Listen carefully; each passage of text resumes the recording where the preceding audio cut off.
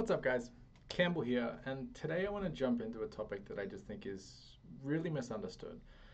What is breathwork, right? Breathwork is simply this umbrella term, and I want to break down really the two ends of the spectrum and the components or the types of breathwork that fall into these categories. If you haven't noticed, breathwork has become super popular in the last couple of years. And with that rise in popularity, we see these little offshoots of different types or methods, and I fear that that creates a lot of confusion, and people think there's all of these different types of breath work, and that can get confusing. And really, in my mind, breath work is one thing, right? Breath work is nothing more than clearly communicating with our body. It is taking control of our breath with a clear outcome in mind, right? I want to change my breath for a desired outcome. That can be something as simple as give myself more energy, calm myself down, or it can go as far as create, a transformational experience, create the catalyst for change. So what I'd like to introduce to you today is this concept that breathwork lives on a spectrum, right? On one end of the spectrum, we have the functional restorative side of breathing. On the other end of the spectrum, we have the more experiential or dynamic types of breathwork. And today I want to unpack both of those things for you so that you have a clearer understanding of what does it mean when someone says breathwork. So let's start with this functional restorative side of things. The better way to think about this is breathing, not breathwork. Right? Breathing is a function of health. It is the one thing that really keeps us alive. It sustains life in our body through this exchange of oxygen and carbon dioxide, through the impact that it has on our physiology and our nervous system, and even as far as our emotions. Breathing, right, is literally the thing that we should first focus on when we're looking at health or optimization. Why? Well, try not doing it for a couple of minutes and see what happens, right? And so when we're looking at this functional restorative side of breathwork, there's essentially a few components here. There is movement, chemistry, electricity, and energy, right? And these are just nicer ways to explain biomechanics, physiology, nervous system, and emotions. When we look at breathing through this lens, right, biomechanics being the way in which someone breathes, right? I can breathe a multitude of different ways. I can breathe fast and slow with my nose, my mouth, up into my chest with my diaphragm. I can stop and start, right? The movement, right, being how my body moves air in and out of my body. Now, when we think of today, most people sit upwards of 6, 8, even 10 hours a day. Most people have experienced back pain, or at least are likely to experience back pain in their life.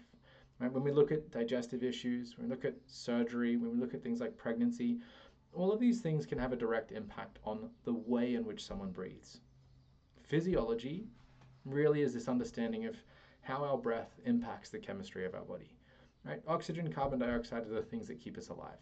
It's how our cells produce energy, right? And breathing, right, is a biochemical process. Right? We breathe in oxygen, we breathe out carbon dioxide. This is a simplification, but for the purpose of this video, let's keep it nice and simple. When I breathe quickly or I breathe deep, I offload more carbon dioxide. When I breathe slowly or I breathe quite soft, I retain more carbon dioxide. Both of these things impact my chemistry, right? They directly impact the pH of my blood. And the downstream impact of that is a lot, right? What it can do to states of my brain, of my energy, of waste removal, of the diameter of my blood vessels, right? So really important that we understand the physiology of breathing. Nervous system, right? The third phase or the third component that I look to look at when we're looking at this functional restorative side of breath work, right? My breathing informs my nervous system about what's happening in the outside world, right?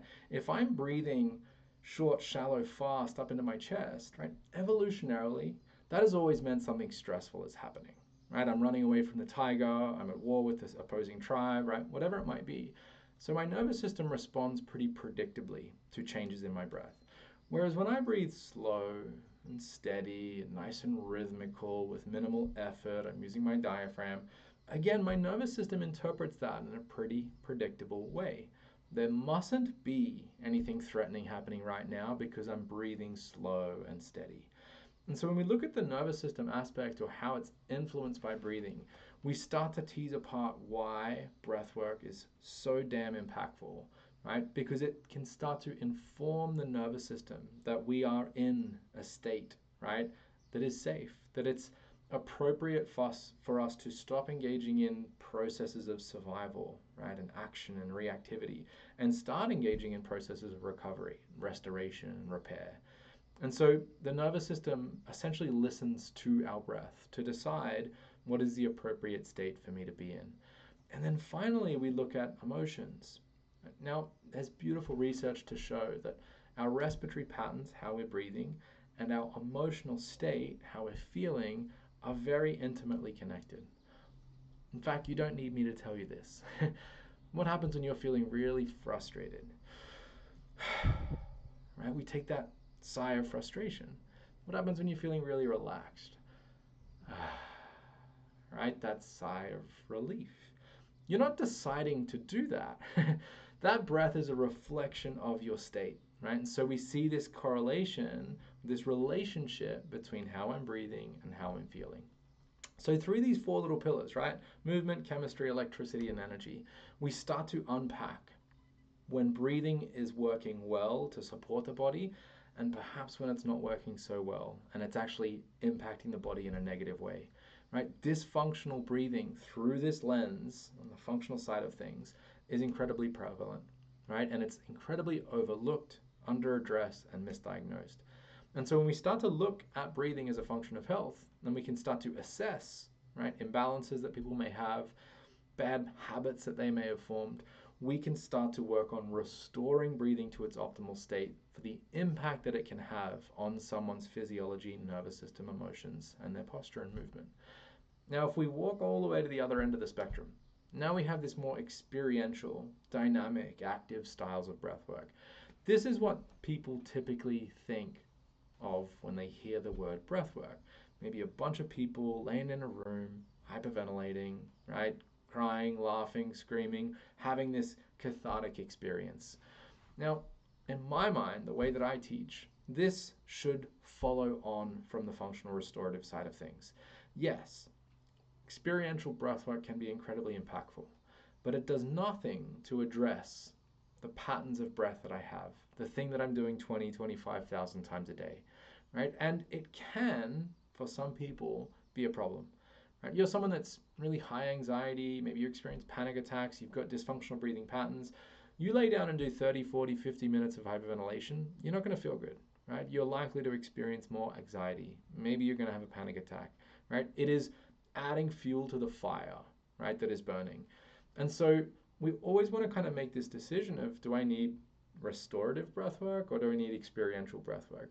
Most people are jumping onto this experiential side of things because it's shiny and sexy and everyone's talking about it, but they come away from that feeling worse than when they started. And part of that is often the fact that we haven't identified issues with their breath and we haven't helped them restore that. So this experiential side of breath work is incredibly powerful, right? It can be the catalyst for change. People can have these beautiful non-ordinary states of consciousness, right? And the research coming out that shows how the brain is responding in a very similar way to psychedelics, right? This somewhat of a dissociative, we're getting outside of our own issues. And I've had the experience multiple times myself and also working with hundreds of clients over the years that they get into this kind of post-breathwork state, where it's almost as if they start to see things through a different lens, maybe begin to give themselves a little bit of therapy. And one of the reasons that this experiential side of breathwork is so impactful is what it's doing to the brain. And this is why I'm so passionate about understanding and teaching the physiology and the underlying mechanism of breathwork. When we dive into these more hyperventilation styles of breathing, we start to breathe out a lot of carbon dioxide. Carbon dioxide is a vasodilator. It's just a different way of saying it helps the blood vessels stay open, right? So when I get rid of that, the blood vessels tighten. We actually see a reduction in blood flow to the brain. The brain is quite sophisticated, right? And so as there's this reduction in blood flow, it decides maybe I can shut down certain parts of my brain that are less important and sustain the blood flow to the parts of my brain that are more important. What we tend to see with these styles of breath work is we kind of shut down the prefrontal cortex, that big part of my brain behind the forehead that is often analyzing and judging and ruminating and remembering and telling stories, right? This story generating machine, why that happened, what could have happened and how it could have been different, right? that part of the brain becomes quiet. And we see more blood flow and activity in the limbic system. Right? The limbic system is really the seat of our memories, our behaviors, our emotions, our fears.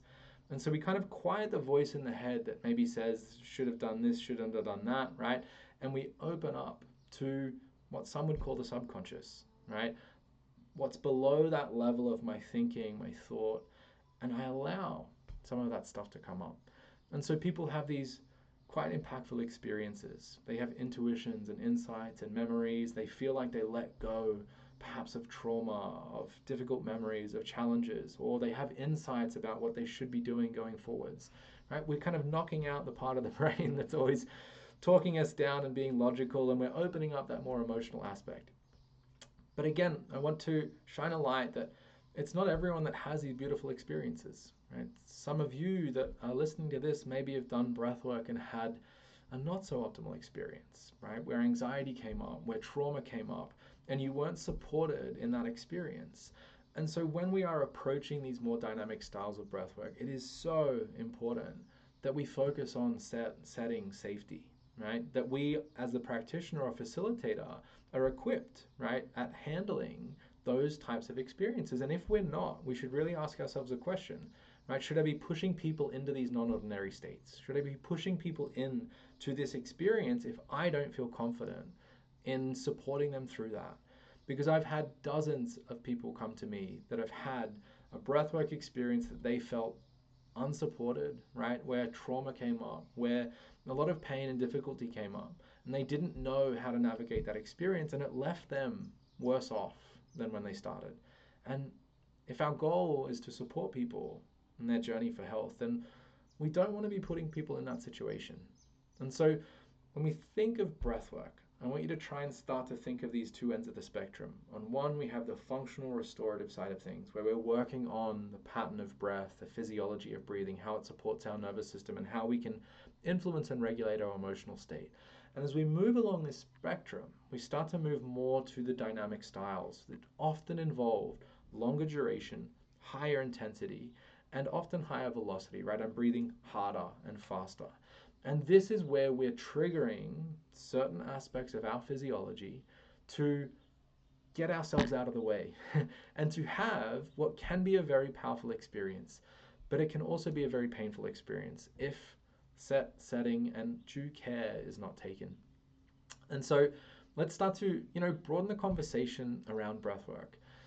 If you're still watching this video, I would love to hear if you've had certain experiences with breathwork. Wow, have they been positive? Have they been negative? Have you only worked on the experiential side and perhaps you're looking for how to improve or restore your breathing? I'm really interested in people's experience and perception of breathwork, because when most people hear the word breathwork, they're thinking of this experiential side. And there is so much more work that can be done, right? Improvements that can be made when we focus on restoring breathing to its optimal state and developing this kind of line of communication, right, through our breath to our nervous system and our body. And in doing so, we often find that our ability to navigate life in a smooth and perhaps a little bit easier way just becomes easier for us. And so I'd love to hear experiences below.